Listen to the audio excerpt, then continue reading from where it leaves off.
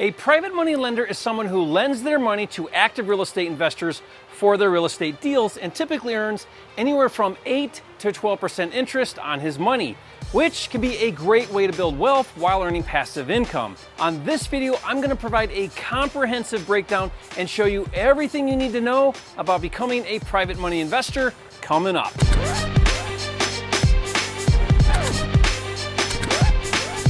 The Real Estate Funding Kit is out now. Learn how to get 100% funding for all your deals without dealing with the banks. Claim your free copy at myfundingkit.com. If you're new here, my name is Jerry Norton. I've been a full-time real estate investor now for over 17 years. Amongst other things, I specialize in flipping houses all across the country, and I've helped thousands of new investors get into the game of flipping and create six-figure and even seven-figure incomes. If you want to learn how to flip houses so you can live your dream life, be sure to subscribe to my channel and click the bell icon to get notified when new videos are released. With traditional lending, the bank borrows money from depositors and pays them almost nothing, like a fraction of a percent, then turns around and lends that money to investors for much more, let's say 5%, and makes money on the spreads. Becoming a private money lender is where you eliminate the middleman and essentially become the bank. By so doing, real estate investors will pay a premium for access to your funds, typically 8 to 12% or more, depending on certain factors. Now, the reason is because it's not the cost of the money that is inherently important to most real estate investors, but rather it's the speed and availability of funds that matters most. Now, throughout this video, to avoid confusion, I'm going to refer to the real estate investor who borrows private money as the investor and the private money investor who lends money as the lender. Real estate investors like me buy distressed properties at steep discounts, then once improved, will resell for a profit. The challenge investors face is that most traditional banks take too long to evaluate and underwrite investment loans, making it difficult for investors to purchase investment properties. Speed is a real estate investor's best friend. The best real estate deals are made when the real estate investor can close fast and pay cash. So when banks delay and are too slow to fund, real estate investors lose out on great deals. And because real estate investors buy for profit, paying a higher return for fast and easy access to the money is really just viewed as giving a little profit away to the private lender for helping get the deal done. Now, it's a win-win opportunity for both private lender and real estate investor. The lender, you, gets the opportunity to earn high returns secured by great real estate deals, and the borrower, the real estate investor, gets to keep their business profitable without the limitations and delays usually imposed by traditional banks. For example, I recently bought a luxury home to fix and flip in Tucson, Arizona for $600,000. It was a bank-owned property and I needed to close in 3 weeks. And rather than go to the bank to secure inexpensive funding at, let's say, 5%, instead I called my private money lender who charges me 12%. He evaluated the deal and committed the funds that very same day. With that deal, it was better to pay 12% for speed and ease of access than 5% for the brain damage of trying to get cheap bank money, which more than likely I wouldn't have been able to obtain in 3 weeks anyways. So now let's talk about how to evaluate a deal to lend on. One thing to keep in mind when doing your due diligence on a deal is that it's the job of the real estate investor to show you that the deal is good. It's not your job to try and figure it out on your own. If your investor isn't able to earn your confidence and clearly provide you with a compelling case as to why it's a good deal and a secure loan, you may want to reconsider making the loan. Before making the loan, you should feel 100% confident that your real estate investor knows what he's doing and can show you exactly how he's going to get the job done. Of course, like all types of investing, lending money on real estate deals comes with a certain amount of risk. The goal is to mitigate that risk as much as possible by lending wisely. Let's discuss the two primary considerations when evaluating deals. First is ensuring you have a strong equity position in the loan. Equity is the difference between the amount you lend and the value of the property. Having equity is your biggest security or safety net, so you want to make sure that you lend much less than the property is actually worth. With lending, equity is measured by what's called loan to value, or LTV. The higher your loan to value, the riskier the loan. Traditional banks usually lend up to 80% LTV or higher. As a private lender, it is usually in your best interest to lend at a lower LTV of no more than 70%. So for example, if the value of a property is $100,000, the max you want to lend is $70,000, which would be 70% LTV. In that example, the $30,000 or 30% in equity provides a buffer in the event the borrower defaults for whatever reason, and you have to take back the property and sell it to recoup your investment. More on that later, so keep watching. The first step to calculate LTV is to establish the value of the property. This can be done by hiring an independent appraisal of the property, or if you're comfortable enough, value can be determined by looking at similar properties in similar condition that have recently sold in the same area. Once you establish the value of the property, the next step is to multiply the value by 70% to get your LTV. That is the most you should lend on the property. When lending on a fix and flip deal, some private lenders will use the after repair value, or ARV, instead of the as-is value. The ARV is the value after it's fixed up by the investor. The second consideration when doing a private loan is the experience of the real estate investor that you're lending to. The more experienced and successful the investor, the safer your investment as a lender. Successful investors will be able to show you a track record and demonstrate that they are proficient at managing renovations, construction, budgets, timelines, and marketing and selling. Find an experienced real estate investor to lend to, and the inherent risk goes way down, so check out the flipper's history. Ask to see other projects, including before and after pictures and a profit and loss breakdown. For the new project, ask for a construction scope of work, a timeline, and a cost breakdown.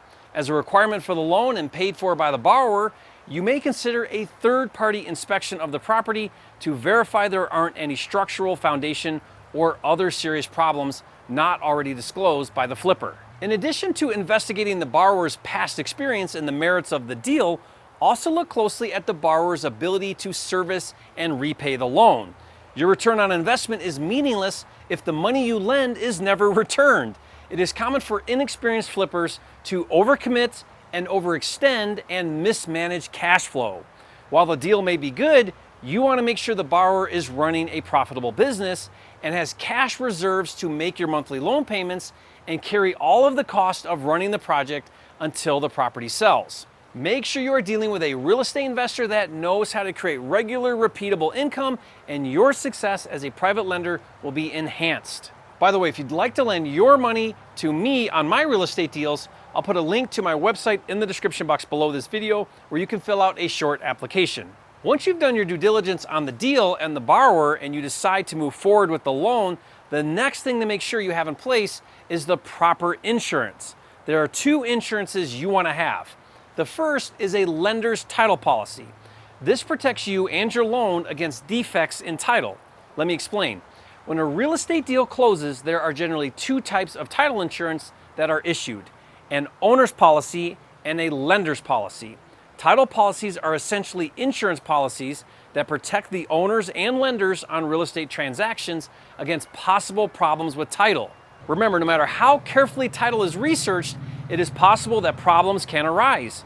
In rare cases, a closing is performed, a loan is made, and then sometime in the future, someone discovers a problem with the title. That could affect the legitimacy of the closing and potentially be a problem. However, with a title policy, both the owner with the owner's policy and you as the private lender with the lender's policy are protected. Any loss resulting from defects in title are paid by the insurance company up to the limits defined in the policy. Title insurance is bought with a one-time fee or insurance premium and paid for at closing, typically by the borrower. Getting a lender's policy is often overlooked in private money loans because they are cash deals, and many times the private lender doesn't ask for it. Because your loan will be funded at an attorney's office or a title company, getting a lender's policy is very simple. Simply ask the investor to include this as part of the funding package. The second insurance is on the property itself. Your risk here is if the property is not insured and burns down, you are at risk of great loss. As the lender, make sure you are named as what's called the loss payee on the real estate investor's property casualty insurance. This protects you in the event of an insurance claim loss. In order to claim the loss and cash the check from the insurance company, the real estate investor will need your signature. This ensures your loan gets paid off first before the borrower receives any funds. If for some reason the policy expires early before the loan is paid off, you as the lender can force the activation of the policy, maintain coverage, and charge the expense back to the real estate investor. As far as the closing itself, only fund a private money loan where the real estate transaction closing is being held by a professional. Some states use attorneys to close real estate transactions, and others use title companies. Depending on the state in which you are making the loan, you will close with one or the other. Next, let's talk about the paperwork. The paperwork is quite simple, yet if done correctly, provides strong legal protection for your private money loan. There are two documents that set up your loan terms and security. First, a promissory note is signed by the real estate investor as evidence of their promise to pay your loan back. The promissory note identifies the terms of the repayment, the length of the time of repayment, the interest rate, the payment schedule, etc. Second, the mortgage or deed of trust is signed by the real estate investor and recorded in the public records by the closing attorney or title company to secure your loan against the property. Some states use mortgages and other states use deeds of trust. Now, just so you don't get confused, a deed of trust is not the same as the deed.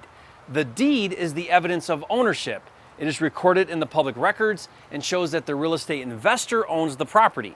The deed of trust is then a second document that is recorded along with the deed and shows evidence that you have money invested and secured against the property. It is your safety net that if the real estate investor sells the property, you have a piece of paper on record that notifies the world that you are owed money that must be paid back. By the way, if you'd like to get the exact loan documents I use for making private money loans, I'll give them to you for free. I'll put the download link in the description box below for you. Next, let's discuss how you fund the loan. First of all, never give money directly to the real estate investor. When you are ready to make a private loan, your money will go from your bank account directly to the closing agent, attorney, or title company in the form of a cashier's check or a wire. At closing, the closing company will make sure that the real estate investor signs the promissory note, the deed of trust, insurances are in place, and that everything gets properly recorded and documented. Once the loan is funded, make sure that the real estate investor that you made the loan to is actually doing the fix-up. If rehab funds are part of the loan, never give those funds up front to the flipper.